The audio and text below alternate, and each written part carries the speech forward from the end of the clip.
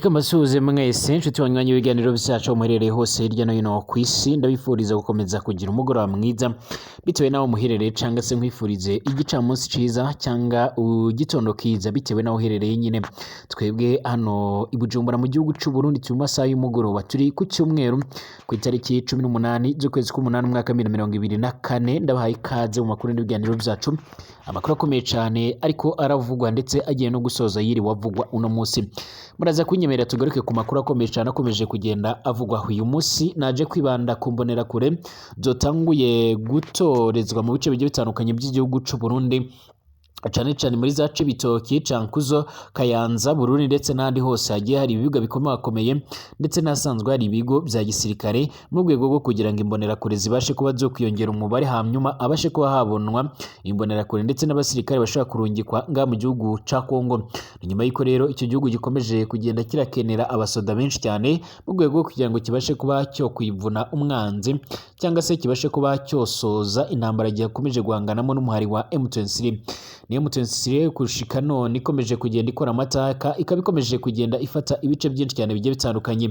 Nyuma y'iko rero kandi hari amakuru yamaze kugenda hamenyekana avuga yuko uyu muhari wa M23 waba uriko uregera ibice byanga mu mujyi wa Goma. Ubu noneho hari ikibazo gikomeye cyane, ibyatumye rero imbonerakure zongera kugenda zikarishya imyimenyerezo ya gisirikare mu bigendanye no kurashisha impoho, mu gutera amagrenade ndetse n'ibindi bigiye bitandukanye, nk'uko byaje gutangazwa namwe mu banyagihugu baturiye mu bice bigiye bitandukanye bimaze iminsi biberamo iyo myitozo. Ariko kandi ku ruhande rw'imbonerakure, ubuyobozi bw'imbonerakure bwo barabihakana. Hari amakuru kandi dufise y'amashyirahamwe agiye atandukanye aturuka ngaha mu gihugu cy'u Burundi ndetse no hirya no hino ku isi asanzwe arengera cyangwa se atabariza agateka ka zina muntu, bakomeza kugenda bagiriza igihugu cy'u Burundi kuba gikomeje kugenda kirungika abasirikare muri Kongo, kibabesha yuko buba bagiye gutangura guhangana n'umuhari wa Red Tabara usanzwe urahungabanya abanyagihugu b'i Burundi cyangwa umutekano w'u Burundi, nyamara bageraho ibintu bigahinduka bakerekezwa muri gahunda zo kurwanya umuhari wa M23.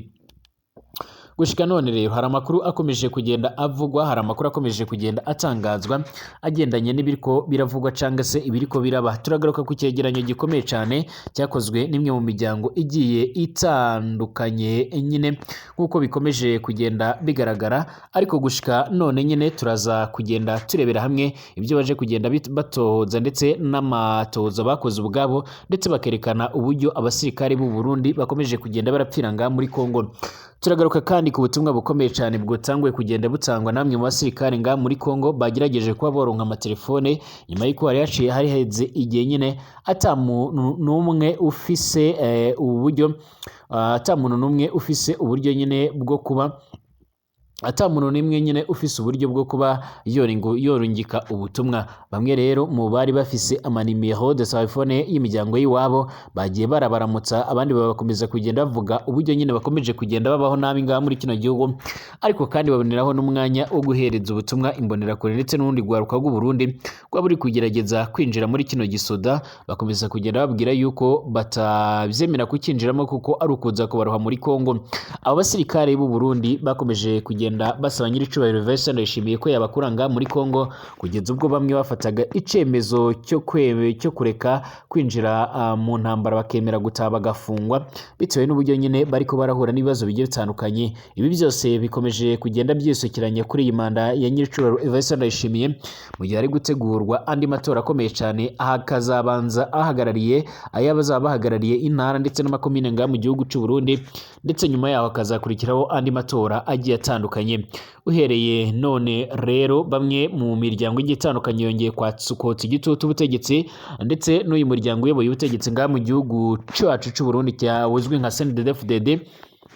babwira yuko barekera gukomeza gukusanya urubyiruko barushyira mu mbonerakure mu rwego rwo kugira ngo babashe kubohereza muri Kongo. Turagaruka kandi ku makuru agezweho ariko aravugwa mu ngwano ziriko zirabera muri Kongo. Nici Président Antoine Tshisekedi Tshilombo ariko aratekereza nyuma y'uko umuhari wa M23 none ukomeje kugenda umusatirana umujyi wa Goma, uri mu mijyi akaba umujyi wa gatatu mu mijyi ikomeye cyane ndetse na Twenga muri Kongo, nyuma y'umujyi witwa Kinshasa usanzwe ufatwa nk'umurwa mukuru w'igihugu ca Kongo ndetse na Lubumbashi ufatwa nk'umujyi wa kabiri, ndetse hakaza na Goma bivugwa ko yoba ituwemo n'abaturage bashika kuri miliyoni 3.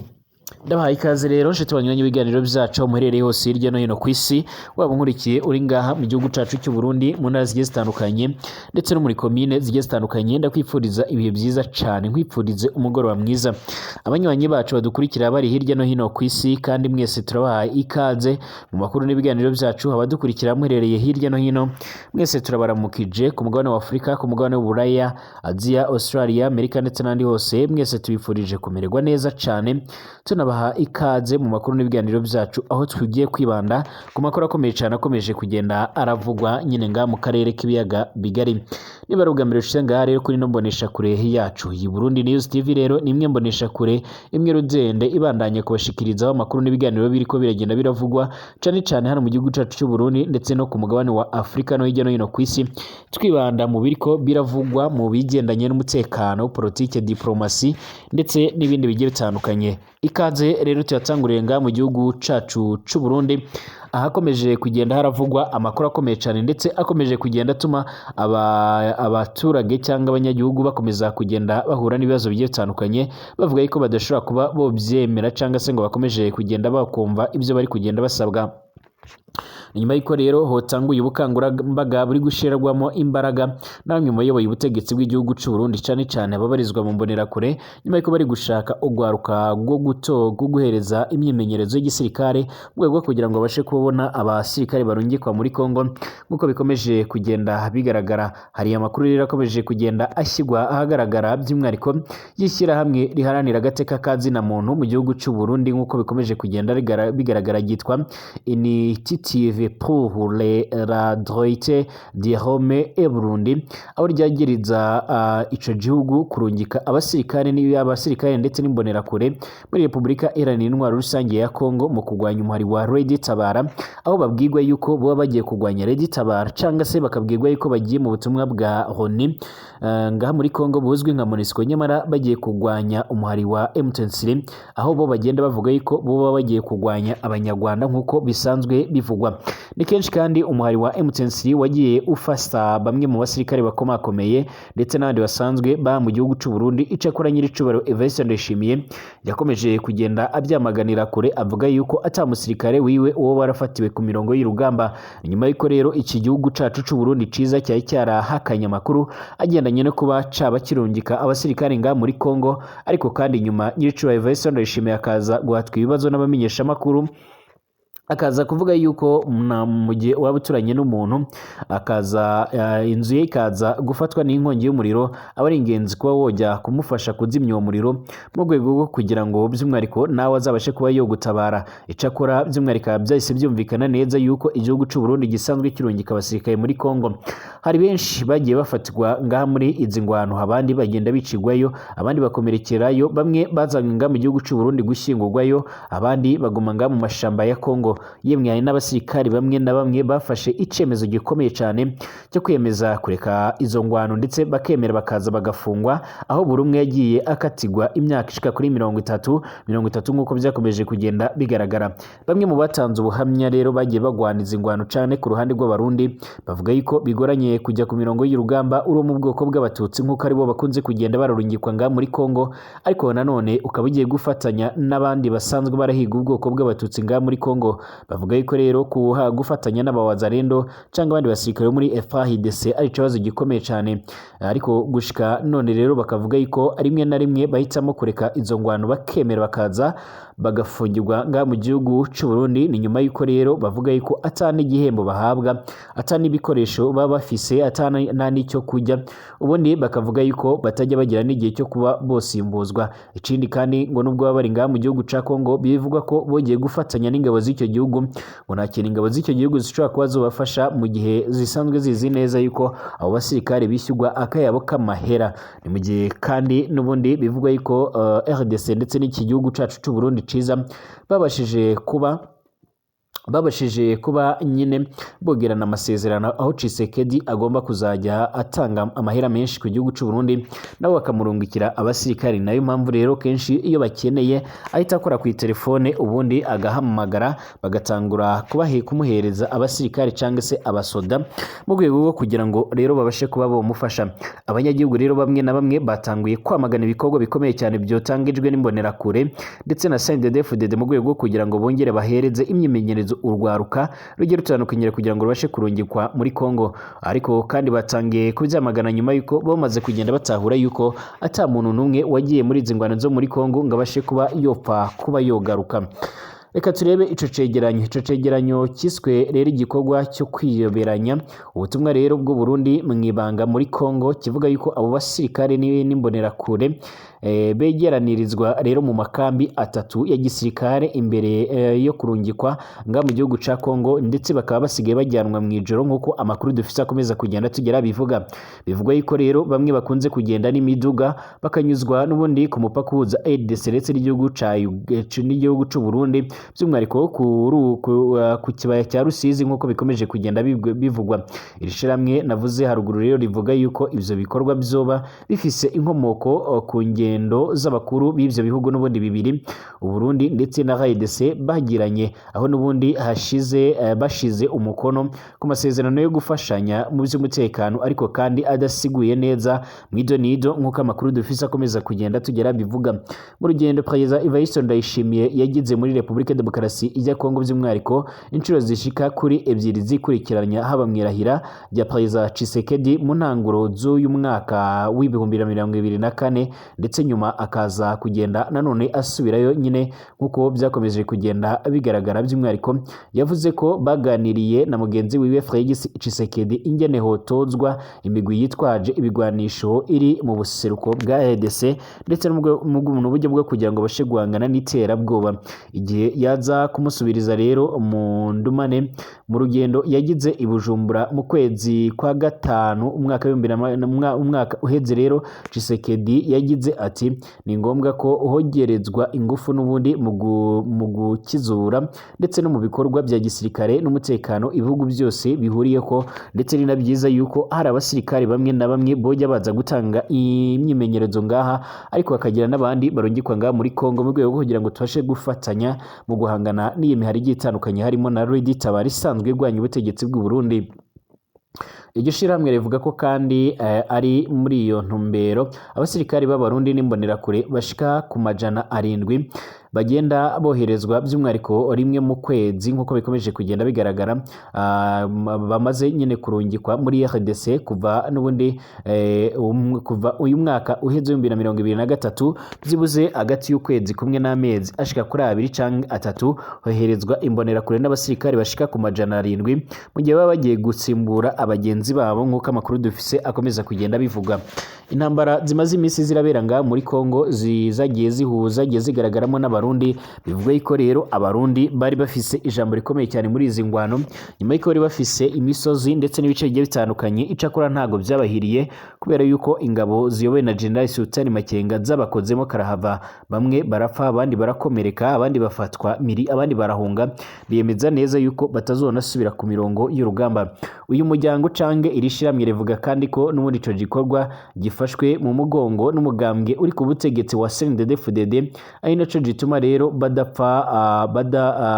badapfa uwo bakirungitsemo n'ubundi nkuko bikomeje kugenda bigaragara. Ico cegeranyo kandi kigira kiti imbonerakure zegeranywa n'abategetsi hagati mu gihugu kandi ntibizibwira iyo ziba zirongoye cyangwa se aho ziba zigomba kwerekezwa haba mu basirikare cyangwa mu mbonerakure bahitamwo abo babona biyumvamo umugambwe CNDD-FDD cyane abo mu bwoko bw'abatutsi.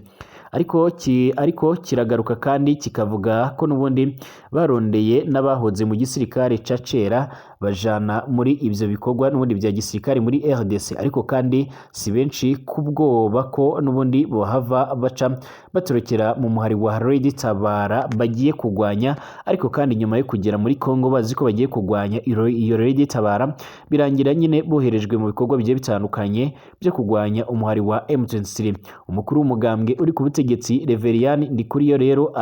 aradomwa ko urutoke kuba ari umwe mu bantu bafise akaboko gakomeye cyane muri ivyo bikorwa, nyuma yuko yakomeje kugenda arashinzwa gufatanya na mugenzi wiwe Nyiricubahiro Vincent Ndayishimiye mu kugabana ayo mahera Kongo isanzwe irabohereza.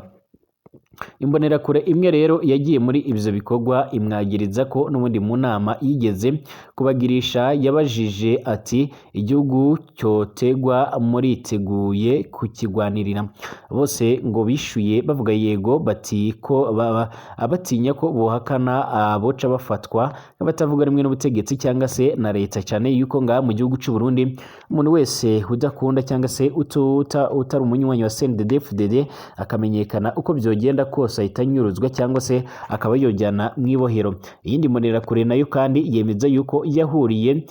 n'uyirongoye n'ubundi urwo rwego mu gihugu cyose, Sylvestre Ndayize,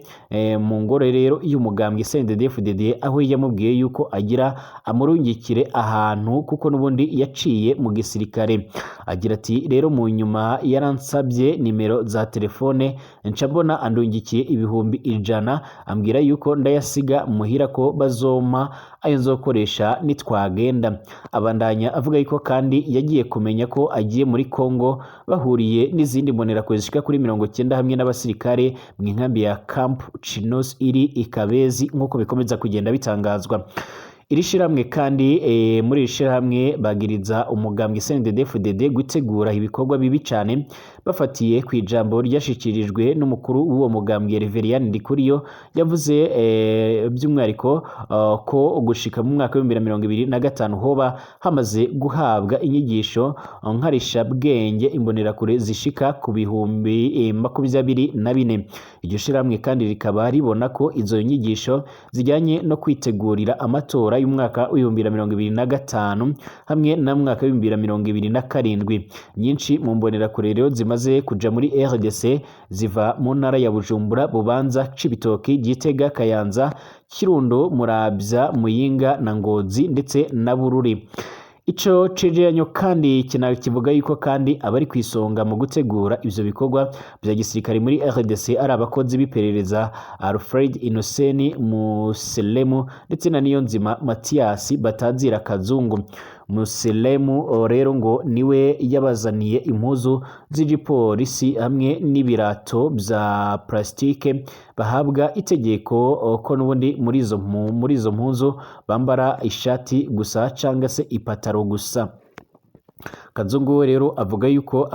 avugwa mu nteguro mu manama menshi cyane yaberenga muri Kongo mu rwego kugira ngo babashe kuba bonoza umugambi ukomeye cyane wo gufata imbonerakure zo mu gihugu cy'u Burundi zikinjizwa muri Kongo. Kibandanye kinavuga ko kandi abarahiriye n'ubundi bakabaza igituma bari muri Kongo ngo baca bicwa. Izo nkuru kandi ariko ngo bakaba badashobora kuzemeza neza. Haravugwa kandi abasirikare bashika kuri 40 bo barishwe bazira kwanga kuja muri ubwo butumwa bwo muri RDC, aho basaba ko n'ubundi babereka urupapuro rubarungika muri ubwo butumwa. Abaja muri ivyo bikorwa kandi ngo babanza kwakwa ibibaranga ndetse n'amatelefone ngendanwa kugira ngo ntibahave bamena ibanga ry'ibyo babonyeyo. Rimwe na rimwe kandi imiryango y'abapfuye muri Kongo ntibahabwa uburenganzira bwo kugira imigwi cyangwa se ibijyanye n'impfu zabo ngabo. Icyo cegeranyo kandi kinavuga ko muri iyo ntambara ihuza abasirikare b'u Burundi n'umuhari wa Red Tabara ndetse na M23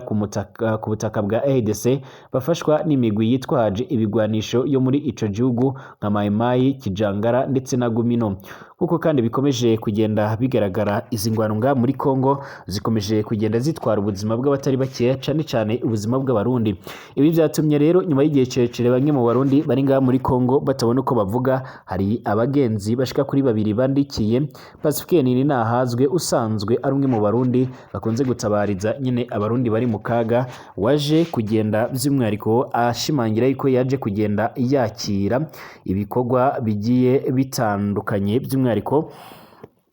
ibikorwa bigiye bitandukanye, ndetse gushika none bakaba bamubwiye yuko bakomeza kugenda bamushimira uburyo akomeje kugenda yitwara, ndetse n'uburyo akomeje kugenda abafasha ndetse anabatabariza. Yongeye kumusaba yuko yokomeza kugenda batangira ubutumwa abiyibutsa abategetsi b'u Burundi yuko abo basirikare barungitswe ngaha muri Kongo bakomeje kugenda babaho nabi, ndetse bakomeje kugenda bagira n'ibibazo bigiye bitandukanye. Ahangaha rero by'umwihariko bakomeza kugenda bashimangira ndetse banavuga yuko amaherezo y'ibyo bari kugenda barahura nabyo ari ibibazo gusa. Bavuze yuko rero bamenye amakuru yuko hari imbonerakure ndetse n'ugwaruka rumwe na rumwe gotanguye kuba gotangira gutozwa kugira ngo rwinjire mu bikorwa bigiye bitandukanye byo kwinjira ngaha muri Kongo. Bavuze yuko kuza guhangana n'umuhari wa M23 ari ugukina n'umuriro, ndetse bakomeza kugenda bavuga yuko ufise ubwenge buzima atoca yemera n'ubundi kwinjira muri ibyo bikorwa, nyuma yuko abenshi barungitswe ngaha muri Kongo ata muntu n'umwe wabashije kuba yosubirayo ari muzima. Bavuga yuko rero nabo bafise ubwoba ndetse bifuza ko boza gusimburwa vana bwangu. Ni mu gihe rero kandi bivugwa yuko ingwano ziriko zirabera ngaha muri Kongo zirimo zirasatira umujyi wa Goma, umujyi usanzwe ufite amateka akomeye cyane, dore yuko mu mwaka wa 2012 2013 umwari wa M23 wari wamaze kugenda wigarurira icyo gice. Ariko kandi nubwo rero hari gahunda z'ibiganiro ndetse n'izo guhosha umwuka mubi ukomeje kugenda ugaragara ndetse n'izi ngwano, bivugwa yuko rero imihari igiye itandukanye ngaha muri Kongo yamaze kugenda yisuganya ndetse ihuza imbaraga, aho bagomba gufatanya n'izo ngabo z'u Burundi yuko bagomba gutanguza ibitero bishasha byo kwerekeza mu gice gisanzwe kigenzurwa n'uyu muhari wa M23. Ni mu gihe kandi uyu muhari ukomeza kugenda ushimangira ndetse ukanavuga yuko kandi ngo witeguye gukura ubutegetsi bwa Perezida Félix Antoine Tshisekedi Tshilombo. Gushika none hari abarundi benshi babarizwa mu nkambi za M23 nkuko mu bihe bigiye bitandukanye bakomeje kugenda barabereka abamenyesha makuru, ndetse bo ubwabo bavuga yuko bifuza ko leta y'u Burundi ariyo yagerageza mu kuba yogira ici bafasha mu kuvugana na M23 kugira ngo babashe kuba botaha, mu gihe kandi bavuga bamwe bariko baritabwaho banavugwa nyuma y'ibikomere bagiye bakura muri izo ngwano. Icakora Nyirico Yves Ndayishimiye we ntabwo aje yemera yuko hari abasirikare biwe baba barafashwe n'umuhari wa M23, we yagiye avuga yuko arabo muri Red Tabara. Ariko kandi ibi byose bigaragaza neza yuko ari ukutemera yuko nyine afise abasirikare ngaha muri Kongo mu buryo butemewe. Aha rero n'ubundi akaba ariho hari ingingo zikomeye cyane zituma ngaha mu gihugu cy'u Burundi abanyagihugu benshi biyamiriza yuko byoba ari akamaramaza, mu gihe leta yakomeza kugenda irarungika abana babo ngaha muri Kongo, kandi baramaze kugenda bamenya yuko umuntu wese wageze muri icyo gihugu adapfa kuba yohindukira cyangwa se ngo agaruke ari muzima. Udapfuye aba ikimuga cyangwa se by'umwihariko akagenda agaherayo nk'uko byakomeje kugenda bitangazwa. Iyi ntambara rero yongeye kubura guhera mu mwaka w'ibihumbi 2022-2021 ikomeje kugenda noneho ifata urundi rwego nyuma y'uko umuhari wa M23 ukomeje kugenda wigarurira ibice byinshi cyane bigiye bitandukanye, ndetse gushika none amakuru dufise akaba yemeza ndetse akanashimangira yuko by'umwihariko ibintu bikomeje kugenda bifata indi ntera. M23 kandi ikomeje kugenda yigarurira ibice bigiye bitandukanye muri izi ntara zose, ariko kandi ikibabaje nuko ku ruhande rwa Kongo banze kwinjira muri gahunda z'ibiganiro, nyamara abasesenguzi n'abandi bakurikiranira hafi izi ngwano bakaba bemeza neza yuko ata buryo na buke bafise, nubwo bitabaje imiryango igiye itandukanye ndetse n'abasirikare bagiye batandukanye, nta bushobozi bafise bwo kuba buhangana n'uyu muhari wa M23 ngo babe bawutsinda. Bashimiye mwese kuko mubana natwe, twongeye gusubira ku munsi w'ejo.